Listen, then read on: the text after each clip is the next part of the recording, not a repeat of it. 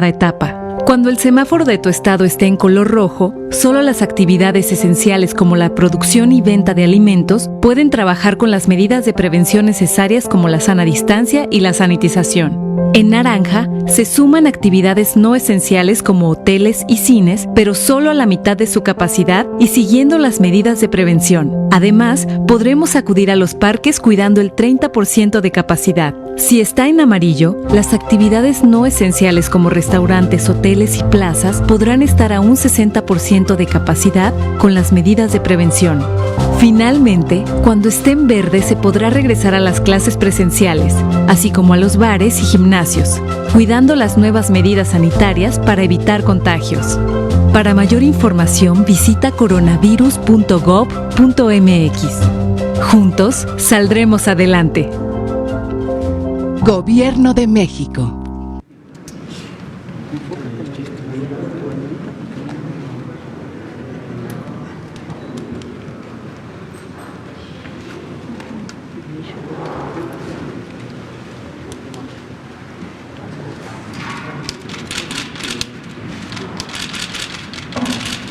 Buenas tardes.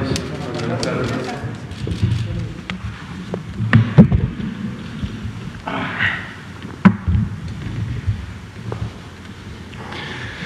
Muy buenas tardes a todas y a todos. Les agradezco hoy, miércoles 5 de agosto, en nuestro programa Regreso a Clases, desde aquí, desde Palacio Nacional, su presencia.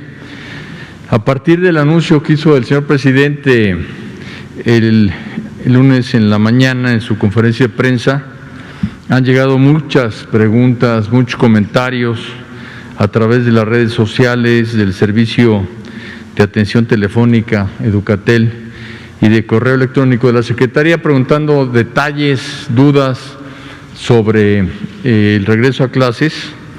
Y por eso es que tenemos todas estas formas de contacto. De ahí aparece en su pantalla nuestra página, nuestros teléfonos, nuestros correos electrónicos, red social, para que puedan usar el que más les acomode y contactarse con nosotros. De antemano les doy las gracias por su participación, porque al día de hoy hemos recibido en Educatel por teléfono 1,655 consultas, en correo electrónico 2,748 y en redes sociales 16,351. Si ustedes consultan las redes sociales verán cómo muchísimas preguntas ya están contestadas, porque buscamos dar una respuesta inmediata. Para eso estamos aquí, para informar, para resolver dudas. Y como todos ustedes saben, todos los días, incluyendo sábados y domingos, estaremos a las 5 de la tarde respondiendo las preguntas e informando de aquí al día 23, para que el 24, que es el día del inicio de nuestro ciclo escolar 2021, estemos todos totalmente informados. El día de hoy vamos a abordar un tema muy importante. Nos han preguntado mucho en nuestras redes, en teléfono, sobre el calendario escolar. O sea, iniciamos el día 24 de agosto, pero ¿qué es lo que sigue? Para ello me acompaña el secretario de Turismo, a quien le agradecemos enormemente su presencia, Miguel Torruco Márquez. Él pues también quiso estar aquí con nosotros por el enorme impacto que tiene este calendario en el sector turístico. Y como todos los días, el titular de la Unidad de Asuntos Jurídicos y Transparencia, Enrique Quirós Acosta. Vamos a empezar respondiendo algunas preguntas. Estamos juntando las preguntas que más se reiteran. Y la primera es si hay diálogo con los sindicatos magisteriales para el inicio del ciclo escolar 2020-21. Yo le pediría a Enrique Quirós que nos conteste esa pregunta, si es tan amable, Enrique. Con todo gusto, con su venia, señor secretario. En efecto, las autoridades educativas del país mantienen comunicación constante y permanente y de manera periódica con los dirigentes sindicales de la educación para atender este y muy diversos asuntos que son de interés del sector magisterial. En este caso en particular, en efecto, se ha tenido este contacto y hoy mismo las altas autoridades de la Secretaría, encabezadas por el señor secretario Moctezuma Barragán, tuvieron varios contactos con varios de los dirigentes sobre este y otros temas. Esa sería la respuesta, señor secretario. Muchas gracias. Una segunda pregunta que nos hacen mucho en nuestras redes es si las escuelas particulares se van a sumar a esta estrategia de inicio de trabajo el 24 de agosto. También le pediríamos a Enrique su comentario. Con todo gusto, señor.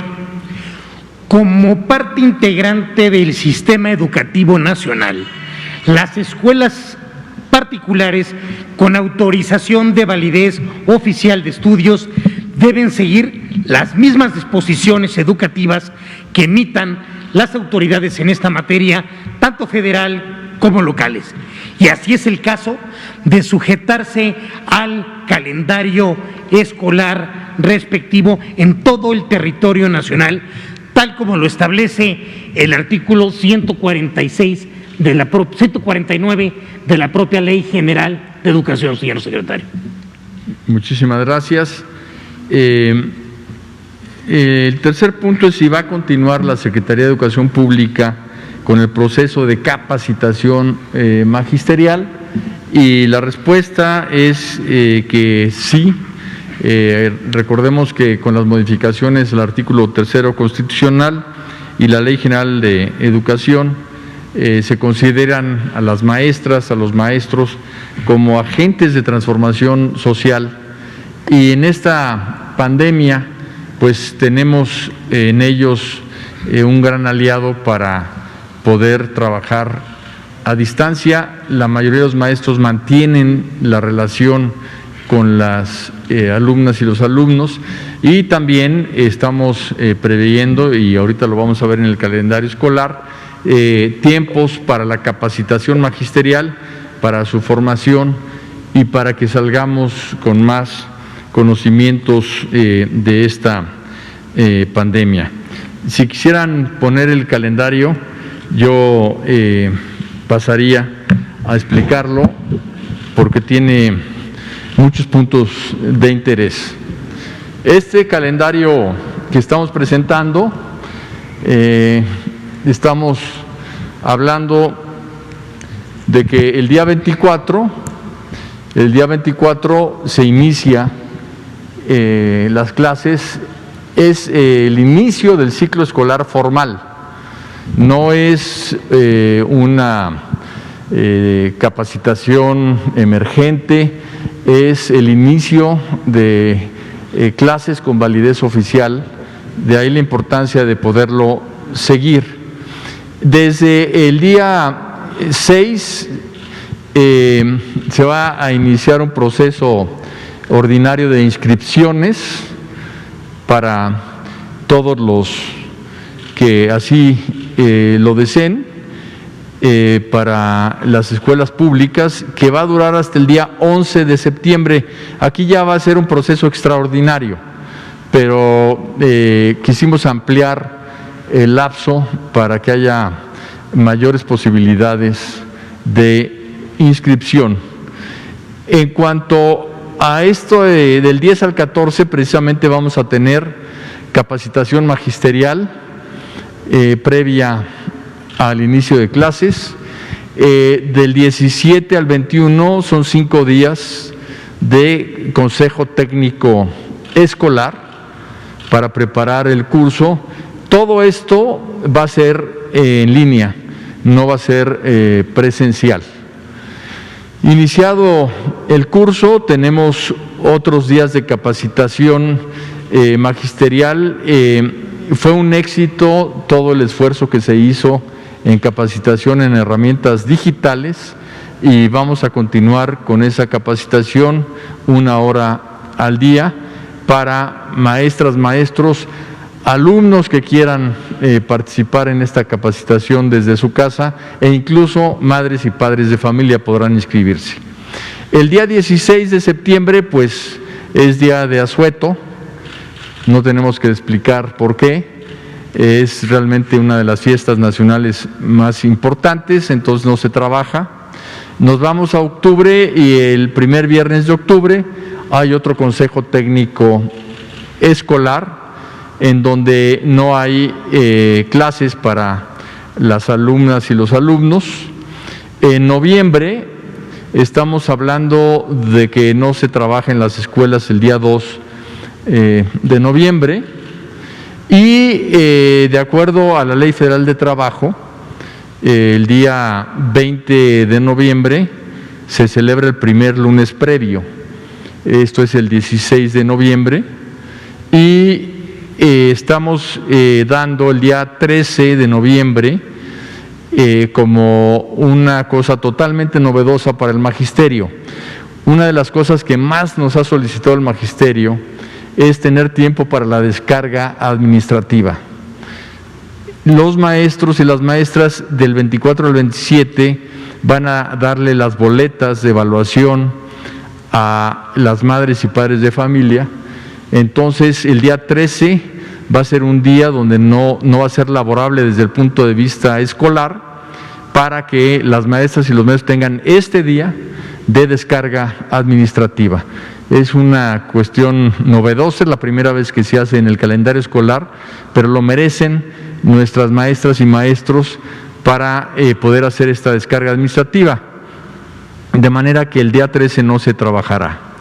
En cuanto a diciembre, estamos viendo que el día 11 hay consejo técnico escolar, el viernes 11, e inician las vacaciones de diciembre el sábado 19, la semana del 21 al 25 no es laborable, del 28 al 1 tampoco, y la semana de enero, que incluye Reyes, los días jueves y viernes, iniciaremos el año también con consejo técnico escolar, que es la forma en que se pueden planear todo el trabajo escolar.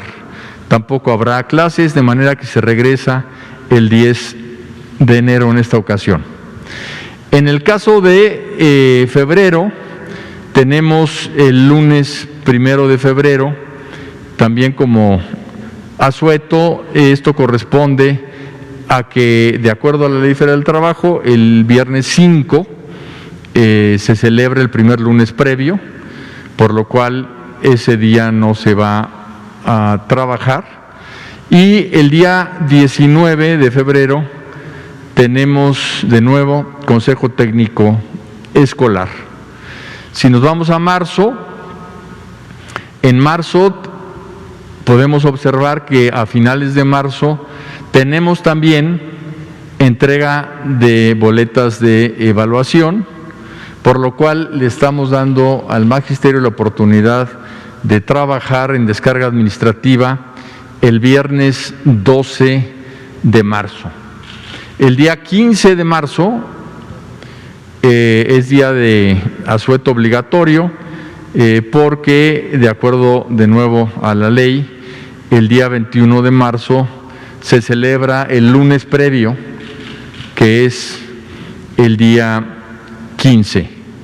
De ahí nos vamos a las vacaciones de Semana Santa y Pascua, que son esta semana del 29 al 2, del 5 al 9, y tenemos consejo técnico escolar el día 12 de abril, de manera que se regresa el día 13. Y en mayo, el 5 de mayo no se trabaja, y tenemos consejo técnico escolar el 21 de mayo. En junio vemos cómo se va a concluir el año en julio con la entrega de boletas, por lo cual, de nuevo, una semana antes, como lo hicimos en noviembre y en marzo, vamos a dar un día de descarga administrativa al magisterio, que va a ser el 28 de junio, y el día 25 habrá consejo técnico escolar. El ciclo escolar, que inicia el 24 de agosto, concluye el día viernes 9 de julio. La semana siguiente habrá 2 días de descarga administrativa e iniciarán las vacaciones de verano. Este es el calendario escolar que regirá a la educación pública y privada en México y pues creemos que es una gran noticia para el magisterio el hecho de tener estos días previos a la entrega de boletas con la descarga administrativa para que puedan hacer su trabajo y para que tengan respuesta a una demanda que hemos escuchado desde que empezamos los foros de consulta ya en el 2018, que fuimos por todo el país escuchando a maestras y maestros, y era una demanda reiterada que pues hemos empezado de manera muy clara a atender con este cambio en el calendario escolar. Todo el calendario escolar nos lleva a 190 días efectivos de estudio y de trabajo, que es un calendario muy sólido, porque son los días que precisamente se había planeado que estuviesen trabajando las niñas y los niños. No cuenta ni los consejos técnicos escolares ni la descarga administrativa en estos 190 días. Son 190 días efectivos de clase. El calendario sin duda afecta de manera directa la vida de las familias, la planeación del año, por eso es que lo estamos dando a conocer, y el señor secretario ahora nos hará todas las consideraciones que dentro de su sector existen sobre este calendario. Muchas gracias. Muchas gracias, estimado secretario de Educación Pública Esteban Moctezuma. También saludo a Enrique Quirós, a los 2 subsecretarios que nos acompañan de la Secretaría de Turismo, a ustedes, amigos de los medios de comunicación. Efectivamente, en primer lugar, quiero agradecer y reconocer al secretario de Educación su enorme disposición para poder adaptar también el calendario, beneficiando también a la población a través del derecho y la recreación. Lo que sí les quiero comentar, que aprovechando pues este calendario escolar, aprovechando también el Consejo Técnico Escolar que en materia de innovación pone en marcha el secretario, y también lo que ello propicia, pues mayor oportunidad de convivencia familiar, se vincula siempre a la actividad turística. Por tal motivo, quiero comentarles que la presentación son 2 prácticamente páginas. En la primera voy a hablarles de los fines de semana largo y periodo vacacional, lo que es ocupación, derrama y también número de turistas que se pueden desplazar. Para ello se vio 3 escenarios, porque estamos viviendo tiempos diferentes. La pandemia ha hecho cambiar pues prácticamente la forma de hacer turismo, y sobre todo tenemos que tener en cuenta los 3 escenarios de acuerdo al semáforo. Por tal motivo, en materia de fines de semana largos y periodos vacacionales, el resumen general de los 5 puentes cortos, llamémoslo día de asueto, porque está mal dicho puente, no es puente, es día de asueto, que se logra canalizar, en lugar de que sea un miércoles, que nos hace favor de canalizarlo un viernes o un lunes, propicia pues un día de asueto que beneficia a la unidad familiar, y lo que son los 3 puentes largos. En materia de ocupación, a partir de septiembre, si consideramos la forma más optimista de acuerdo a las circunstancias actuales, la ocupación hotelera ascenderá de 29 a 42% de ocupación, que permitirá una llegada total del orden de 5.409.000 turistas a hoteles, con una derrama aproximada de 11.853 millones de pesos. En el escenario del semáforo amarillo, la ocupación varía entre 20 y 29.15%, y esto dará como consecuencia una afluencia de 3.728.000 turistas a hoteles, con la correspondiente derrama de 8.169 millones de pesos. Y pues el peor escenario sería de mantenerse el semáforo naranja, la ocupación varía de 13.2% a 18.2%.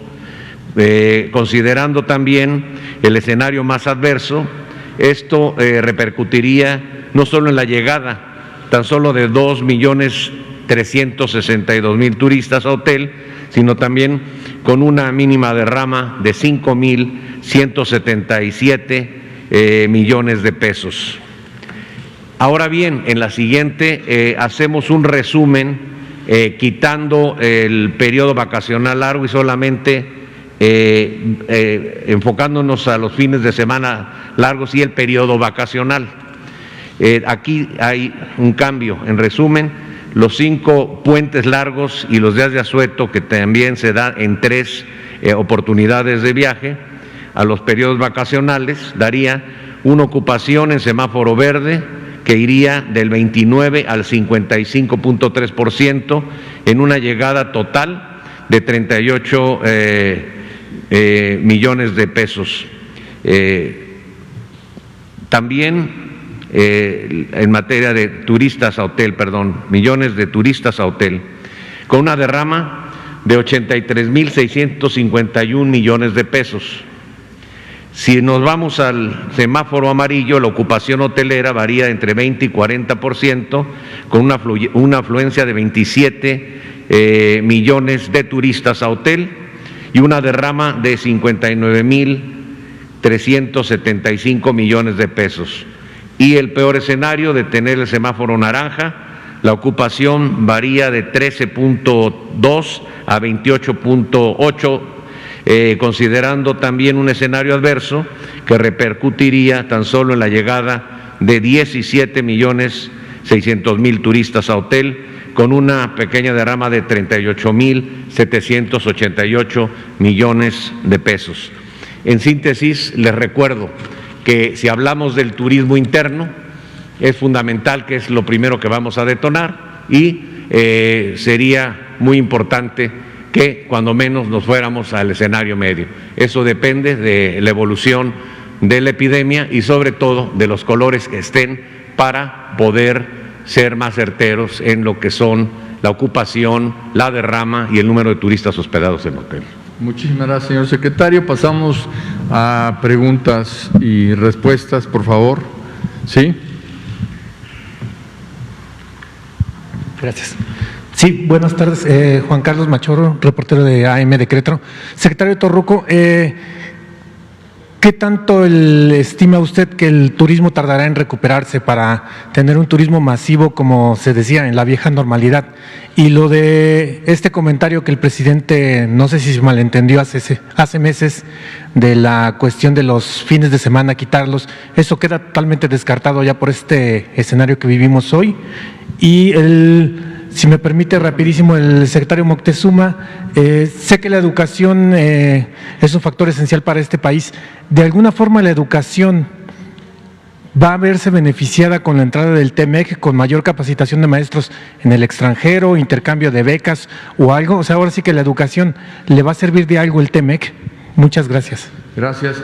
Yo voy a contestar el tema de los fines de semana largos.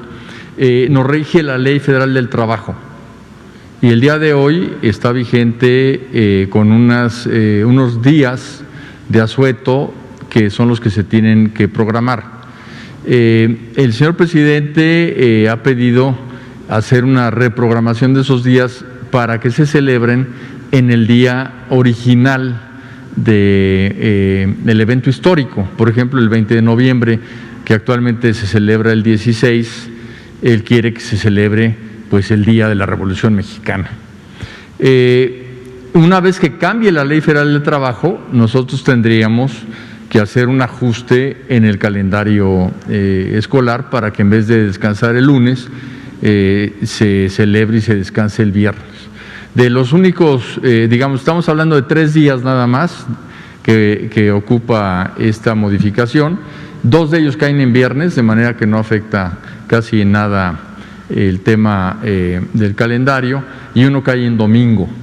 Entonces, en el momento en que cambie la ley podremos cambiar el calendario, pero hoy nos regimos por la ley vigente como debe de ser.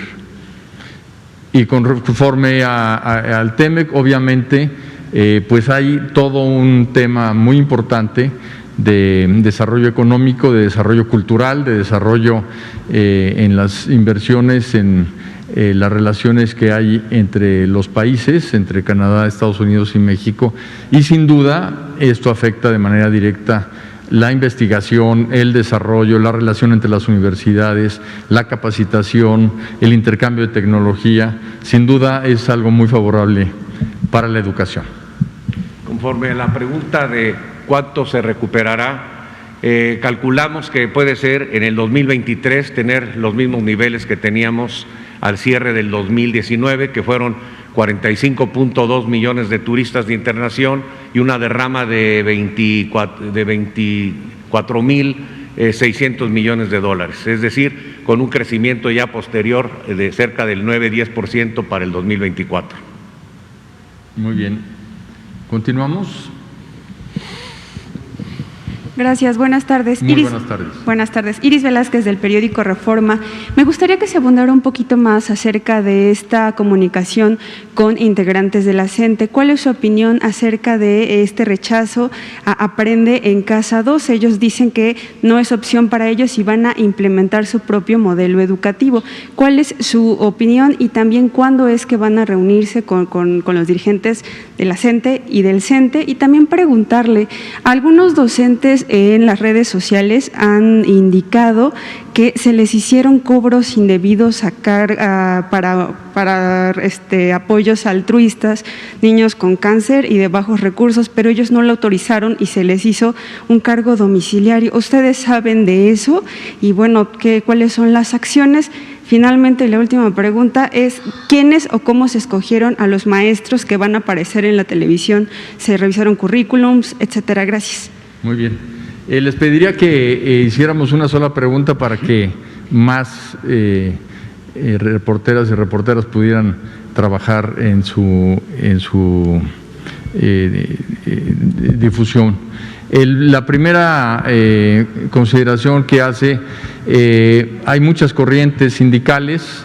El día de hoy estuvimos trabajando precisamente con 2 de las cabezas y líderes de secciones de la CENTE, al preguntarles sobre lo que había yo leído en algún periódico, me dijeron que pues ellos estaban totalmente dispuestos a trabajar con nosotros, que lo que buscaban siempre, y eso está garantizado, es que los contenidos, la Rectoría del Estado, la Rectoría de la SEP en materia de contenidos, los hiciera siempre la Secretaría de Educación Pública, y las televisoras y radiodifusoras que nos ayudasen, pues fueran simplemente quienes difundieran nuestros contenidos, cosa que así está totalmente planteado el programa de regreso a clases, por lo que no veo conflicto alguno y seguiremos trabajando.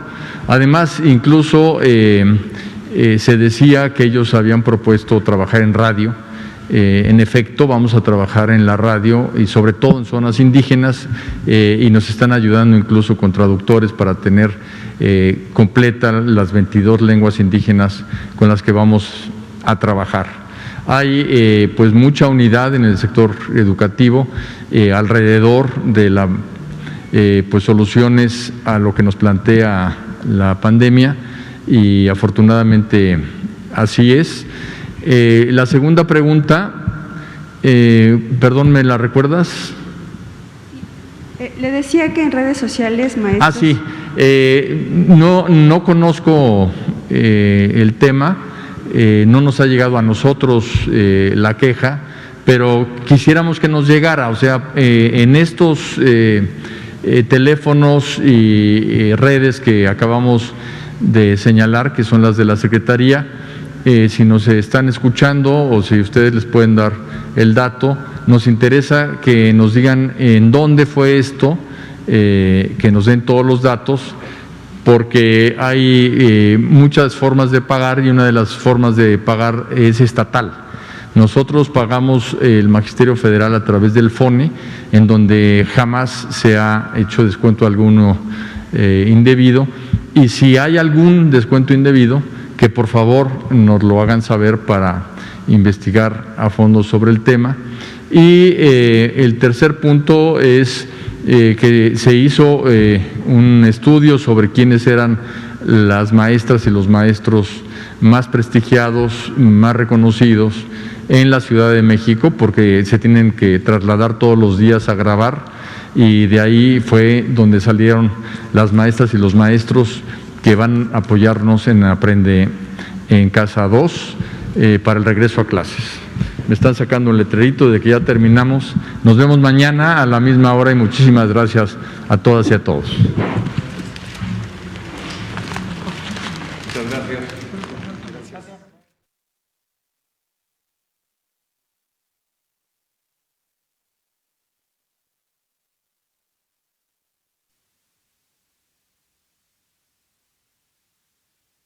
Los mexicanos somos como las montañas de nuestro país.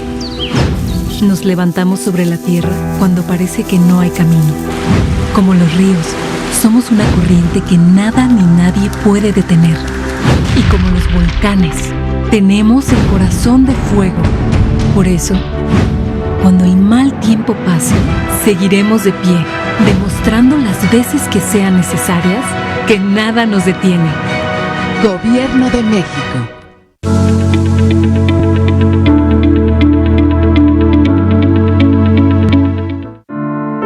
Es un barrio, una zona de aquí de la ciudad que conocimos desde niños, nos hicimos grandes y no cambió para nada en mucho tiempo. Yo le comento a todos mis amigos, a los que conozco, que Ruiz ya es otro. Está cambiando mucho. Se va hacia el campo ya para la colonia Benito Juárez. Muchas calles que están arreglando. Yo me imagino nuevamente los torneos, el campo verde, el pasto verde. Pues saber que va a estar un lugar bonito donde voy a poder jugar y ser libre.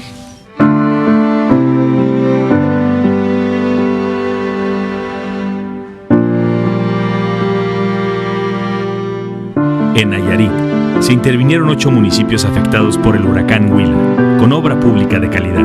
Santiago Ixcuintla, Del Nayar, Tuxpan, Ruiz, Rosa Morada, Acaponeta y Huajicori. En Nayarit, la SEDATU transforma a México desde sus ciudades. Gobierno de México. Durante décadas, los bancos han sido inalcanzables para la mayoría de las y los mexicanos. En miles de comunidades y pequeños poblados, ni siquiera existen sucursales bancarias comerciales.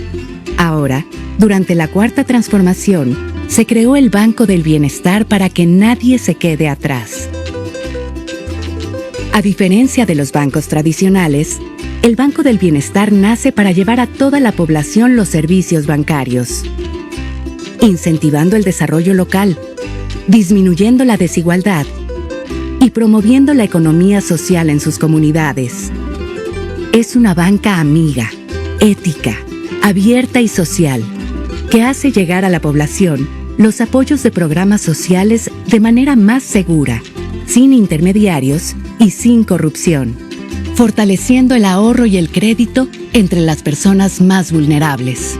La meta es llevar sucursales a todos los municipios para tener presencia en las localidades más distantes. Banco del Bienestar, el banco de las y los mexicanos, para que nadie se quede atrás.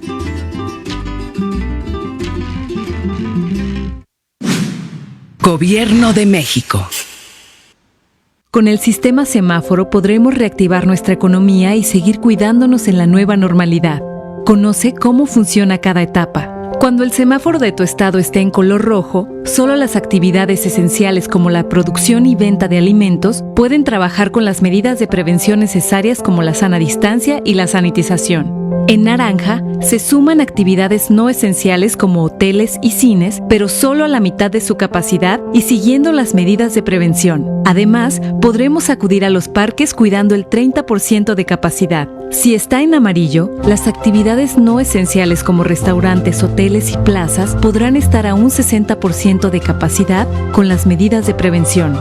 Finalmente, cuando esté en verde se podrá regresar a las clases presenciales, así como a los bares y gimnasios, cuidando las nuevas medidas sanitarias para evitar contagios.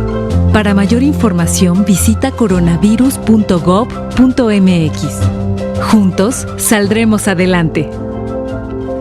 Gobierno de México.